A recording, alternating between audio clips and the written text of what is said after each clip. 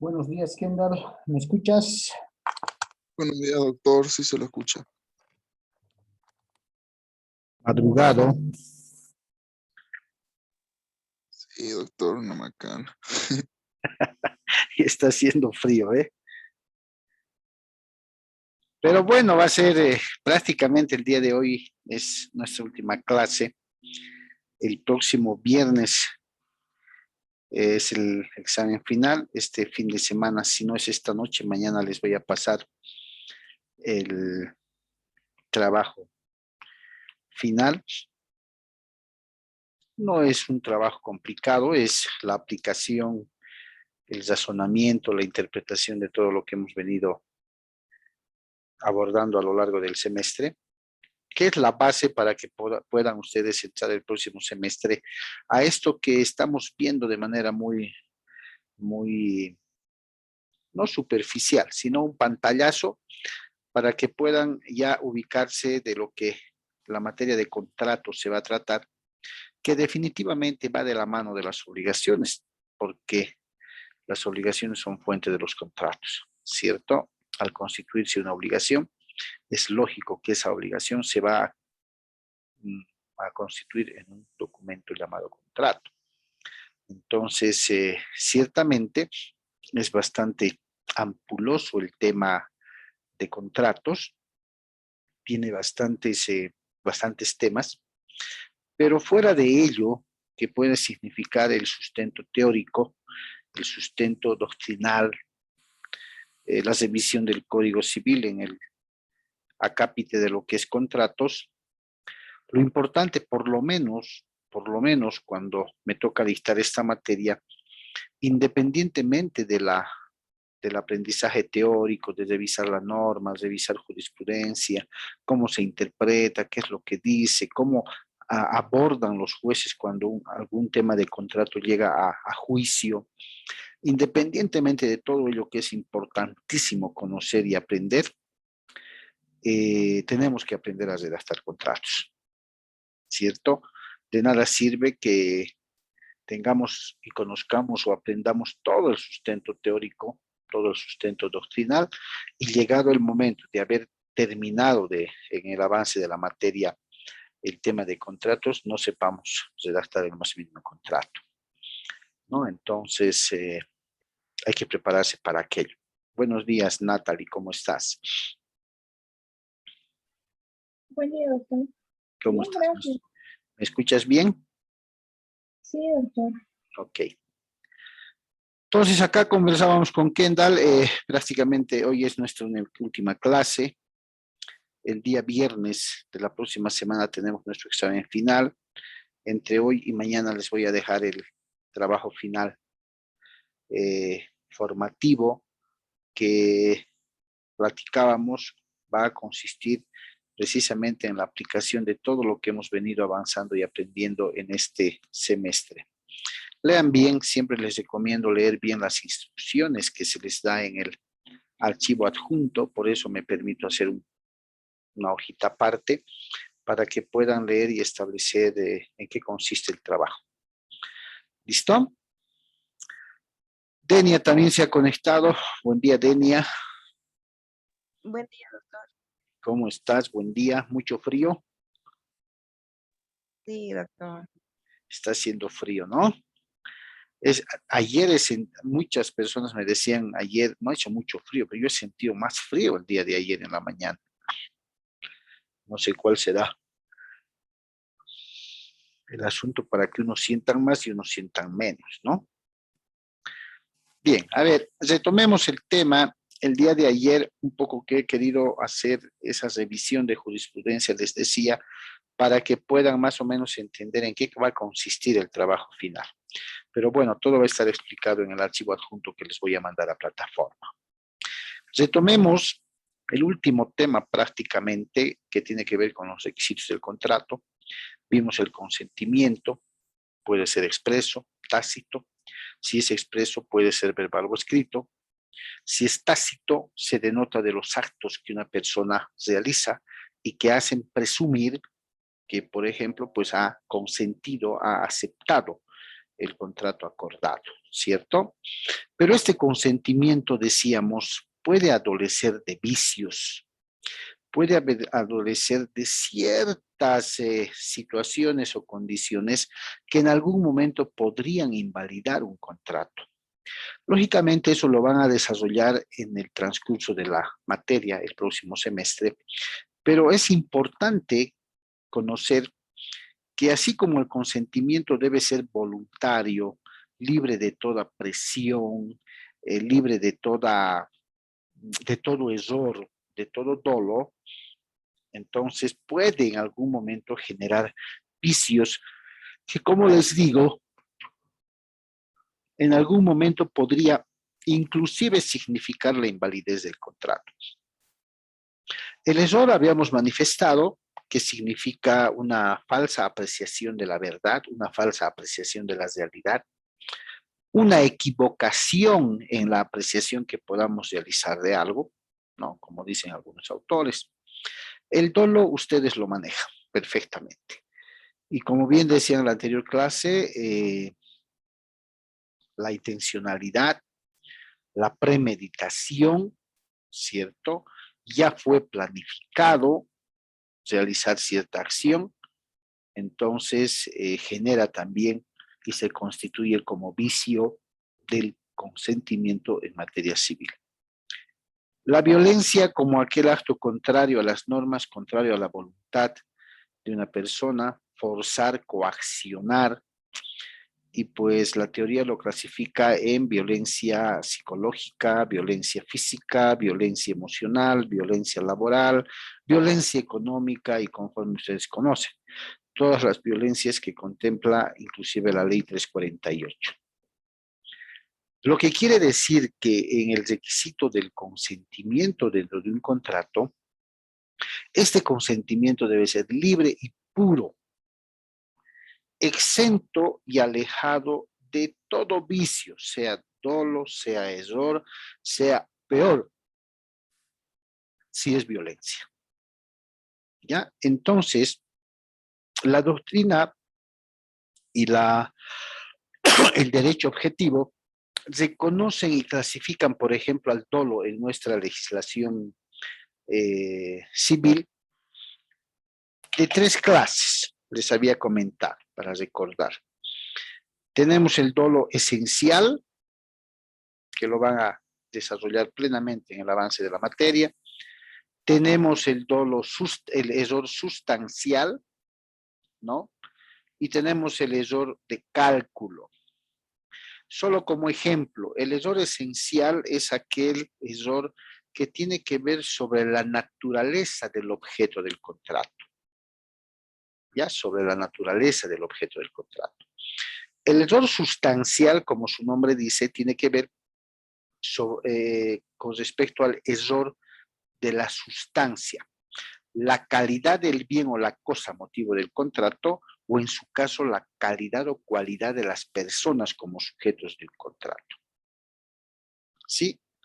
Se llamaba una de las partes Jorge Enrique Flores Bolaños, pero en el contrato solamente figura Jorge Bolaños. Hay un error sustancial. ¿Por qué? Porque puede generar confusión en la identidad de la persona. ¿Es subsanable ese error? Sí. De pronto con un documento complementario, subsano y digo, se aclara que el nombre completo de uno de los sujetos del contrato es tal persona. Esta clase de vicios en el consentimiento que tienen que ver con error, ¿no? Más adelante podrían generar la anulabilidad, decía, dejar sin efecto el contrato, pero si es subsanable, si es confirmable, entonces se da plena validez al contrato.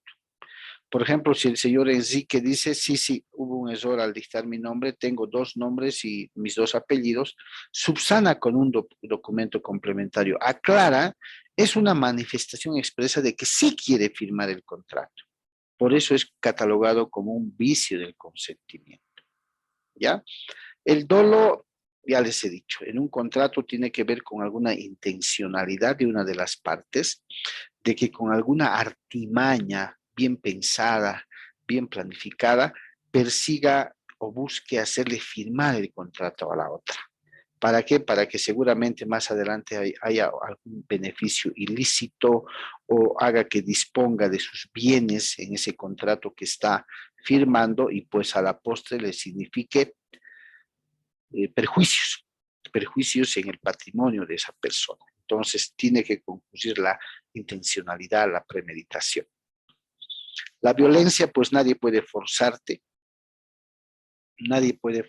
a consentir algo que no quieres, pero en la realidad se puede dar, ¿no? Se puede dar que el consentimiento para poder suscribir ese contrato ha sido forzado, ha sido bajo presión, ha sido bajo amenaza, ¿cierto? Violencia psicológica, violencia emocional. Ha logrado que mediante amenaza, si no firmas, sabemos en qué lugar vive tu mamá, vive tu papá, a dónde va tu hijito, tu hijita al colegio. Esa es una amenaza, ¿cierto? Se está forzando el consentimiento.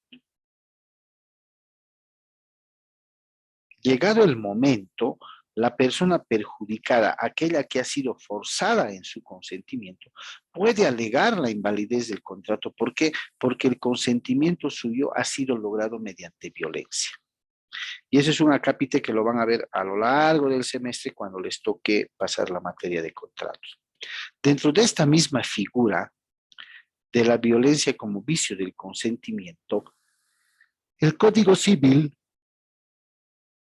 establece una figura que se llama temor reverencial, para que no se me vaya la idea.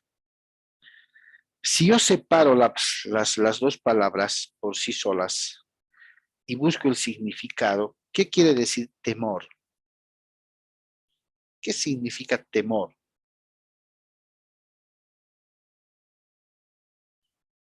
¿Qué entienden por temor ustedes?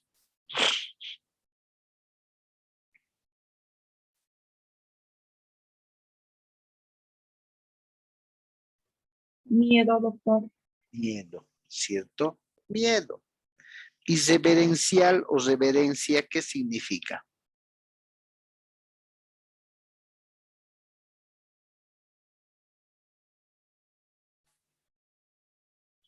¿Qué entienden por reverencia o reverencial? Dice, no, su reverencia el Papa Juan Pablo II. Respeto, doctor.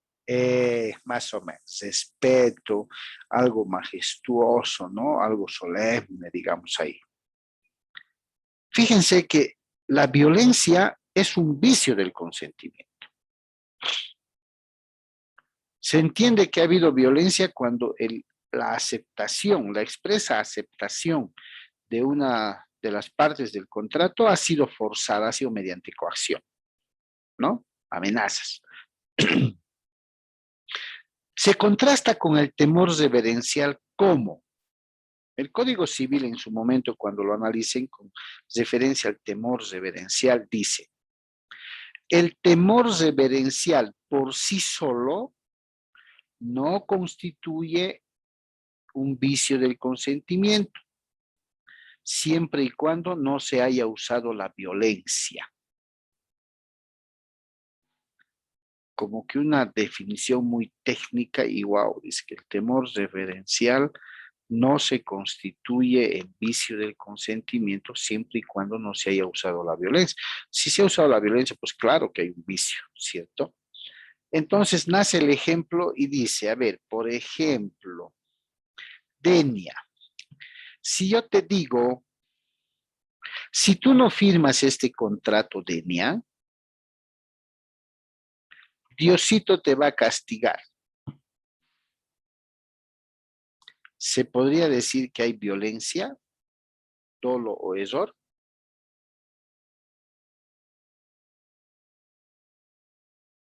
¿O crees que no, Denia?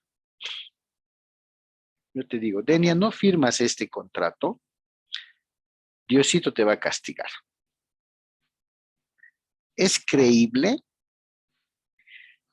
puede cundir de alguna manera el forzar el consentimiento de Denia para que firme, o simplemente es un temor reverencial. Temor reverenciar, doctor. ¿Cierto? Podría decir, me ha forzado el consentimiento, es que he firmado porque me ha dicho que si no firmaba, Diosito me iba a castigar. ¿Es creíble eso?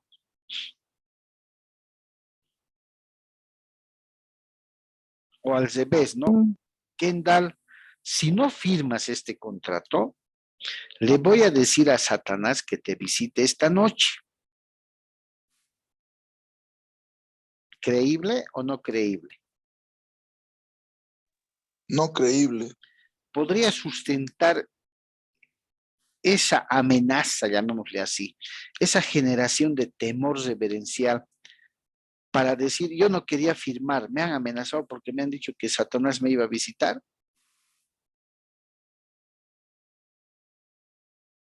¿O no podría? No. ¿Cierto? A eso se llama temor reverencial. Si se le tiene respeto, hay una reverencia que se podría enlazar con el miedo, ¿no ve? Porque el respeto no es sinónimo de miedo, pero como a las guaguitas, ¿no? Cuando están pasando por el templo, persinate, le dice el papá o la mamá. Diosito te va a castigar. Uy, el chiquito se persina, ¿no ve? Entonces, ¿por qué? Porque es niño, no entiende todavía. Pero a ver, dile eso a un mayor. Diosito te va a castigar. ¿No firmas esto? Diosito te va a castigar. No firmas aquello, va a venir la llorona y te va a jalar de tu pie. Puede generar algún respeto, reverencia, temor. De pronto sí, pero es subjetivo. Pero de ninguna manera constituye un vicio del consentimiento. Otra cosa es que diciendo, Kendall, no firmas este contrato, Satanás te visita esta noche y acordate de mí. Y le muestra un cuchillo, un arma. ¿Hay o no hay violencia y presión en el consentimiento? Sí hay, doctor. Hay. Por eso el Código Civil dice, el solo temor reverencial, dice, por sí solo, no genera vicio en el consentimiento, siempre y cuando no se haya usado la violencia. Es clarísimo.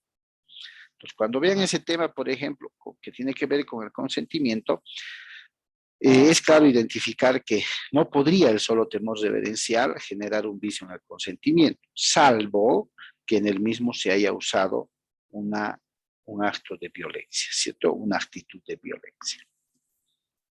Bien, continuemos. Habíamos visto también, a medida que íbamos viendo el dolo, el error y todo aquello, lo demás, que ustedes lo van a ver en el desarrollo de la materia, ahorita sería complicarles, ¿no?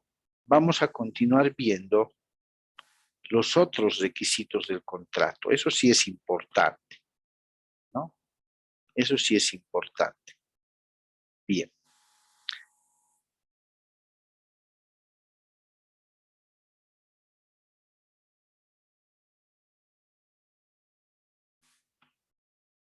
Bien, aquí estamos. Capacidad, eso lo manejan ustedes perfectamente, lo manifestaron. La capacidad no es otra cosa que la aptitud o facultad legal que tiene una persona para poder adquirir derechos y contraer obligaciones. ¿A qué edad se adquiere la capacidad jurídica? ¿Quién se acuerda? A A los los 18. 18 años, doctor. A los 18 años. ¿Antes se acuerdan a qué edad se era mayor de edad? 21, doctor.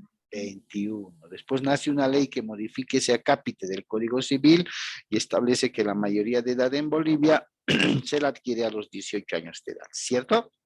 Bien. ¿Cuál es el otro medio por el que se puede obtener la capacidad jurídica? ¿Hay algún otro medio o sí se debe esperar a los 18 años? De la emancipación, doctor. Muy bien. La emancipación, que consiste en otorgarle una capacidad jurídica a un menor de edad, pero en base a una sentencia o una resolución judicial. ¿Por qué la capacidad es importante? Es un requisito importante en los contratos que van a ver ustedes. Porque quien contrata con una persona incapaz jurídicamente, se entiende que ha firmado un contrato totalmente nulo. Porque uno de los requisitos del contrato es ser mayor de edad, por tanto, contar con capacidad jurídica. De ahí que la doctrina dice que quien contrata con un menor o con un incapaz ha viciado totalmente de nulidad ese contrato. No se le puede a un menor, a un incapaz, exigir el cumplimiento de un contrato. Por eso en la definición de la capacidad jurídica se entiende que es la facultad, ¿cierto? La aptitud legal que tiene una persona para adquirir derechos, pero también para contraer obligaciones. En la definición está todo. Ahora, en materia de contratos, se van a presentar una serie de circunstancias y situaciones con relación a la capacidad. Por ejemplo, ¿qué pasa con un contrato donde uno de los contratantes o sujetos, a momento de firmar el contrato, tenía capacidad jurídica? En el transcurso del contrato ha nacido una causal de incapacidad. ¿Qué es lo que va a ocurrir con ese contrato? ¿Cierto?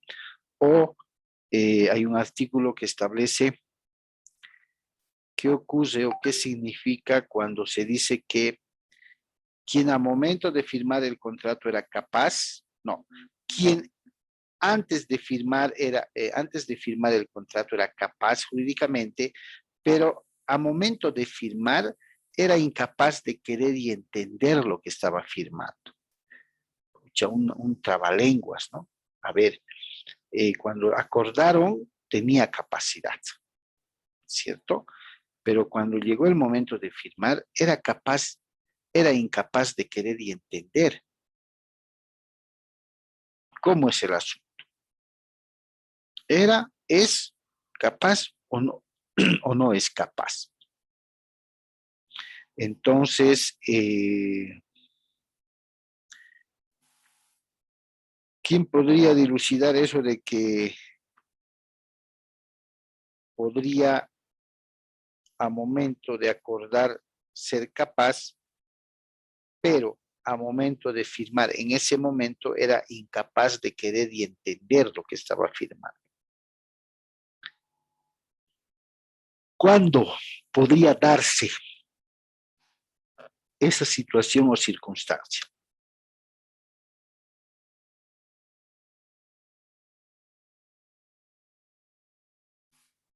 A veces nuestro Código Civil, chicos, tiene redacciones de este tipo, ¿no? Entonces, independientemente de la emancipación, que debe ser sustentada con una resolución judicial, siempre se va a promover de que los contratos siempre sean firmados por personas mayores de edad, capaces de hacerse responsables de sus actos. Pero en el ejemplo que les ponía, una persona que siendo capaz a momento de firmar el contrato es incapaz de querer y entender. Wow.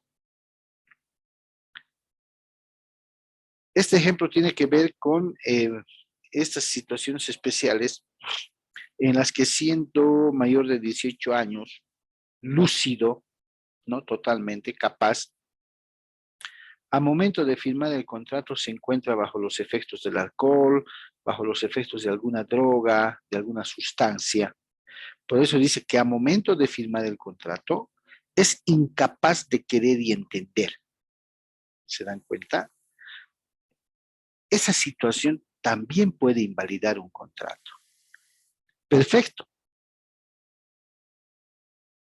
Tiene mayoría de edad, no hay ninguna interdicción declarada, pero al momento de firmar era incapaz de querer o entender o porque lo habían drogado, o porque se había bebido, o como quieran llamarlo. A eso se refiere. A eso se refiere lo que les acabo de decir, y la ley penaliza eso con dejar sin efecto el contrato. ¿Listo? No se preocupen que eso lo van a desarrollar a lo largo de la materia que vayan a tomar. Ahí fíjense, ¿quiénes son los incapaces reconocidos para tema de contratos?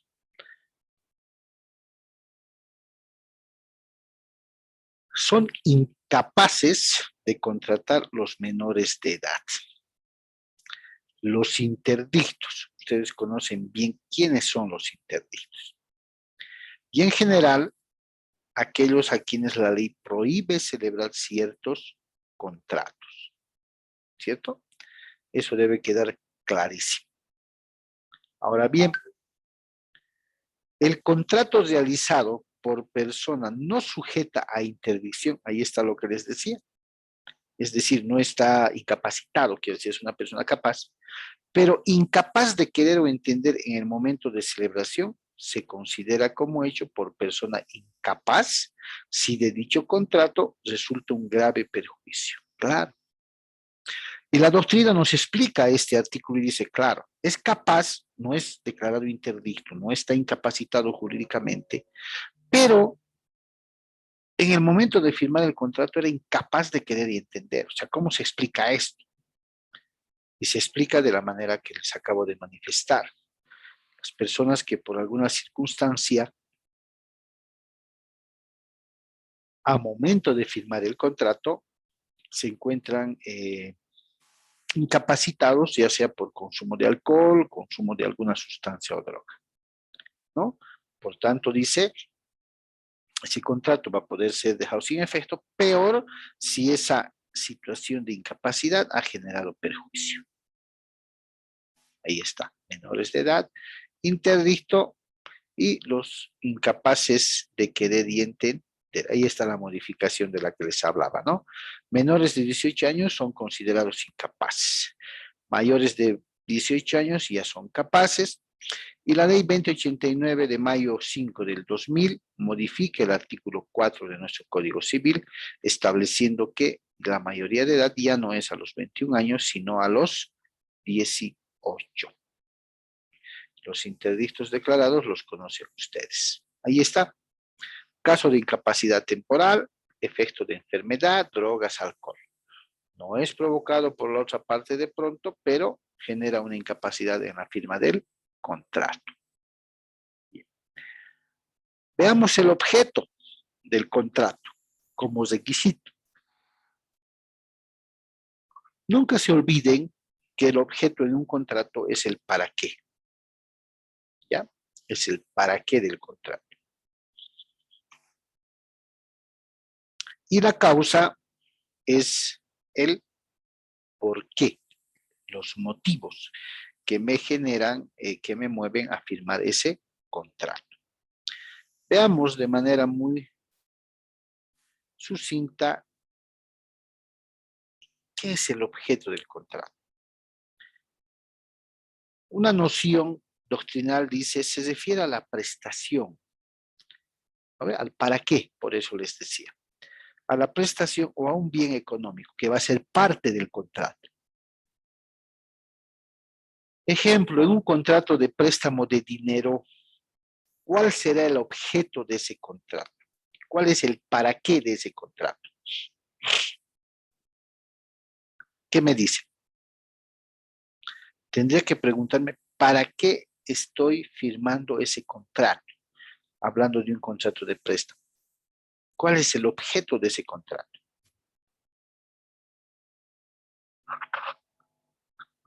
Visto desde el punto de vista del acreedor, será el objeto es el préstamo que le voy a dar. Y visto desde el punto de vista del deudor, lo propio, ¿no ve? El objeto es que me preste plata el acreedor. Entonces, el objeto de ese contrato, dice, se refiere a la prestación, entonces al préstamo, ¿no ve?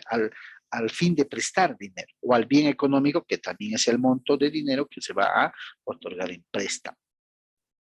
Para conocer cuál es el objeto de un contrato, me debo hacer la pregunta de ¿para qué es el contrato? ¿Cuál es el objeto del contrato? Ah, ya, para el préstamo de dinero, perfecto.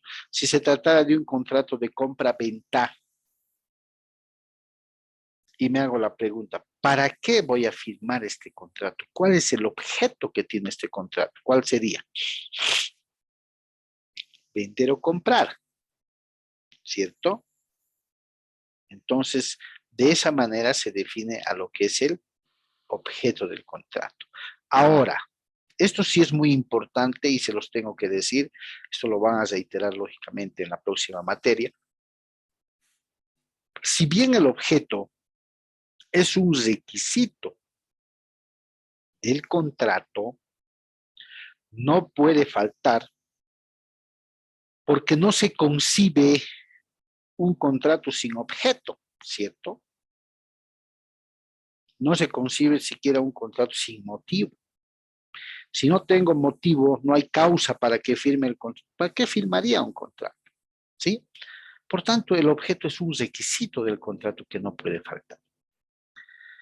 Pero como el objeto es el para qué del contrato, ¿cuál es el fin del contrato? Este objeto como requisito también debe cumplir otros requisitos.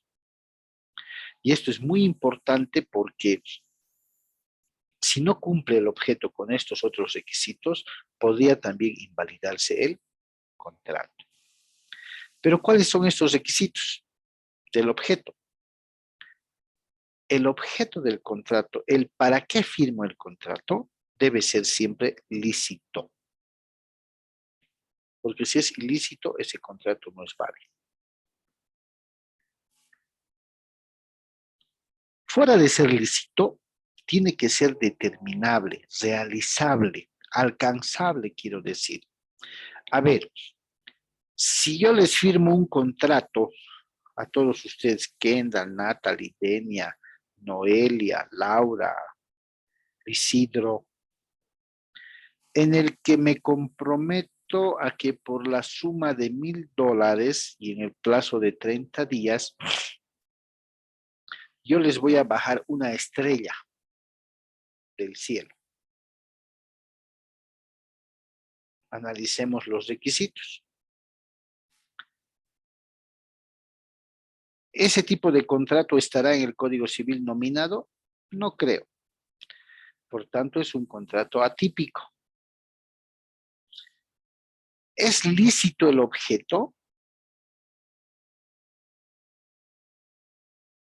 El objeto es para bajarles una estrella del cielo. ¿O es ilícito el objeto? ¿En alguna parte de alguna ley dice que es ilegal bajar una estrella? ¿O no dice? ¿Qué ustedes No dicen? dice, doctor. No dice, ¿no ven? Y si no dice, presumimos que sea lícito. Lo que no está prohibido, de pronto está permitido, dice, ¿no? Perfecto, entonces el objeto sería lícito porque no hay una norma que nos diga que es ilícito. Pero ¿será realizable? ¿Voy a poder materializar el bajarles una estrella en el plazo de un mes? ¿O no es realizable? No es realizable, doctor. No es realizable. Por tanto, ese contrato, porque el objeto no cumple con los dos requisitos, puede ser observable.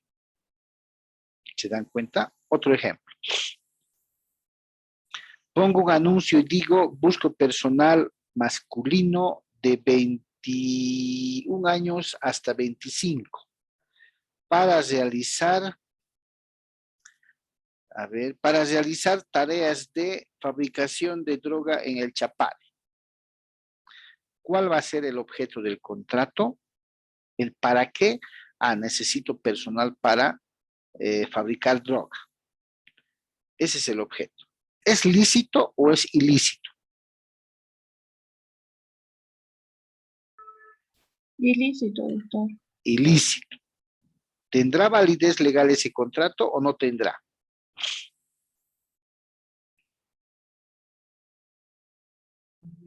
No, doctor. No va a tener. ¿Por qué? Porque el objeto es ilegal. ¿Se dan cuenta? En el primer ejemplo de la estrella, de pronto el objeto es lícito. Porque en ninguna parte dice que no puedo bajar o puedo intentar bajar una estrella. Y el segundo requisito del objeto ¿es realizable? ¿Voy a poder materializar para cumplir? No, imposible. ¿Cómo les voy a bajar una estrella? Aunque me comprara un cohete. Entonces no va a ser alcanzable el objeto del contrato. Por tanto, ese contrato no va a tener valor legal. ¿Listo?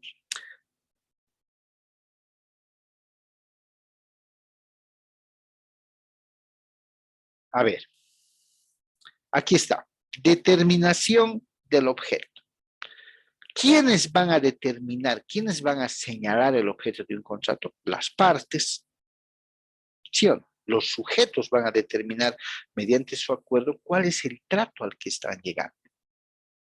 Por eso el artículo 486, cuando ustedes lo revisen ya en el otro semestre, dirá, cuando el objeto del contrato se refiere a cosas, las partes deben determinarlas, por lo menos en cuanto a su especie. ¿No ve? Cuando un tercero determina el objeto de un contrato, la determinación de la cantidad puede librarse al arbitrio de un tercero. Y una vez hecha, no puede ser impugnada a menos de probarse que el tercero procedió de mala fe. El contrato queda sin efecto si el tercero, dentro de un plazo prudencial, no puede o no quiere determinar la cantidad que va a ser parte del objeto. ¿Se dan cuenta? Así se va a manejar. El objeto tiene que ser lícito, tiene que ser realizable. ¿Qué es el objeto? Es la prestación del contrato, es el para qué del contrato. Bien, la causa que va de la mano del objeto. La causa siempre debe ser lícita también. El motivo que me mueve, la motivación que tengo para firmar un contrato es subjetiva, es cierto, porque cada uno sabe si yo voy a vender mi carro, cuál es la causa. Puede que necesite dinero, puede que quiera renovar de carro, puede que esté viajando, cambiándome de licencia. O sea, tantas cosas, tantas razones o motivos pueden mediar para que una persona tome la decisión de firmar determinado contrato. Esta causa debe ser lícita. No puedo decir, a ver, voy a vender mi moto, necesito plata para comprar un arma y voy a liquidar a X persona. ¿El motivo es lícito? ¿Puedo alegar eso? No. Entonces, si la causa es ilícita, ese contrato también va a ser observado en su validez. ¿Cierto? Causa del contrato del 489 al 490 del Código Civil. Y tenemos una noción. Fíjense, es el motivo determinante que llevó a las partes a celebrar el contrato. ¿Cierto? Es lo que me mueve como parte a acordar y celebrar un contrato.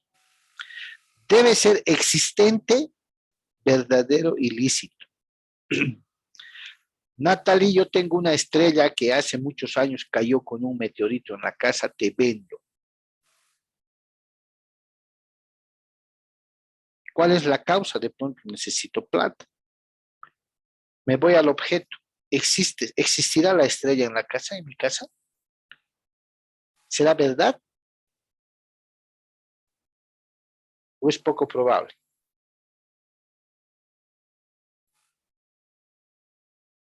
¿Alguien podrá tener una estrella en su casa que ha caído del cielo? No, doctor. Es No, poco probable, doctor. exactamente. No, es imposible, es mentira, nadie. Ni los que vuelan a la luna se traen una estrella. Y menos es lícito porque el motivo, al parecer, me hace presumir que puede incluso brincar al campo penal como una manera de estafar. Fíjense este ejemplo sobre un contrato verbal propuesto y contrapropuesto. Ustedes lo han escuchado mucho. Hay delincuentes que llaman vía teléfono y manifiestan, hola primo, hola Rafael, le digo yo. Ah, sí, sí, te habla Rafael. A ver, hábiles. Mira, he mandado unas cajas que tenían que haber llegado ya hace una semana y me comunican que estás detenida por una observación, hay que pagar. Hazme una gauchada, págamelo y una vez que lo hayas recogido yo, me avisas cuánto te han cobrado, te va a llamar uno del aeropuerto, le da tu número. Me llama alguien y me dice, sí, le estoy hablando del aeropuerto, de parte de la encomienda, del paquete tantos, hay que pagar una suma de 2,000 bolivianos para liberar esto. Puede depositar, le voy a dictar una cuenta para agilizar las cosas y que usted no esté viniendo. La causa es lícita. La motivación, lo que está moviendo a las partes, está dentro del marco legal o no. No, doctor. No, Podría, pero podría darse el caso, doctor. no se da, pero es ilícito. Mucha gente ha caído, ha depositado. Ahora, otra cosa es que el verdadero primo te confirme, ¿no ve?